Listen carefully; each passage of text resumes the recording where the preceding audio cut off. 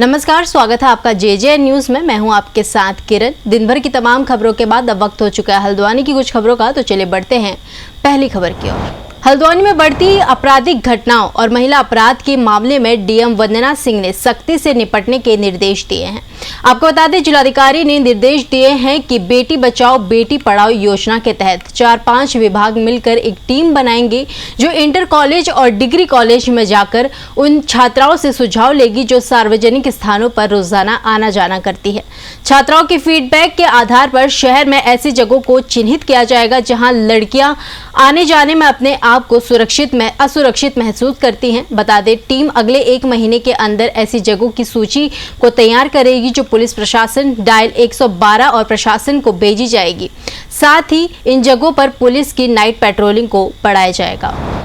बनभूलपुरा दंगे के मुख्य आरोपी अब्दुल मलिक की जमानत पर सुनवाई डबल बेंच में होगी। इससे पहले उनके जमानत पर सिंगल बेंच में अपील की गई थी, लेकिन नैनीताल हाईकोर्ट की एकल पीठ ने बनभूलपुरा दंगे के मुख्य आरोपी अब्दुल मलिक की जमानत को खारिज कर दिया है और अब पूरे मामले को डबल बेंच में भेज दिया है।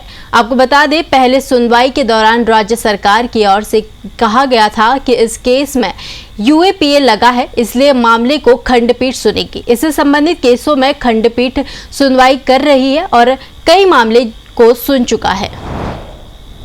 हल्द्वानी से सटे गौरापार में इन दिनों आवारा मवेशियों की वजह से लोगों का जीना मुहाल हो गया है।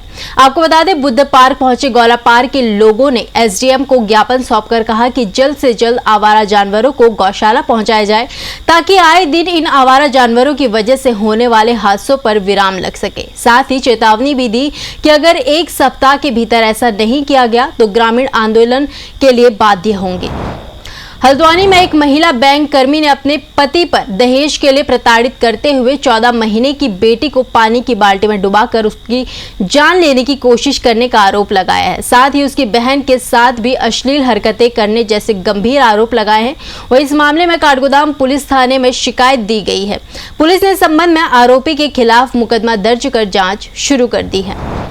हल्द्वानी में आज उत्तराखंड जल संस्थान संविदा श्रमिक संघ के बैनर तले 1 दिवसीय धरना प्रदर्शन कर श्रमिक सरकार पर जमकर बरसे और उन्होंने सरकार से विभागीय संविदा देने की मांग की। उन्होंने कहा कि सरकार ने हमारी एक नहीं सुनी, जिसको लेकर वो सरकार के खिलाफ धरने प्रदर्शन पर अड़े हुए हैं।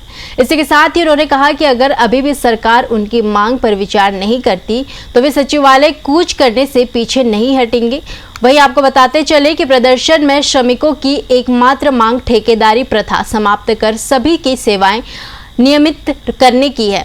बता दें, संविदा श्रमिक संघ ने सरकार से अपील की है कि वो श्रमिकों की मांगों पर जल्द से जल्द विचार करे और सकारात्मक कदम उठाए ताकि श्रमिकों का संघर्ष समाप्त हो सके और वे अपनी नौकरियों में स्थिरता पा सके। हल्द्वानी की खबरों में इतना है। बाकी की तमाम खबरों के लिए आप देखते रहिए जेजे न्यूज। धन्यवाद।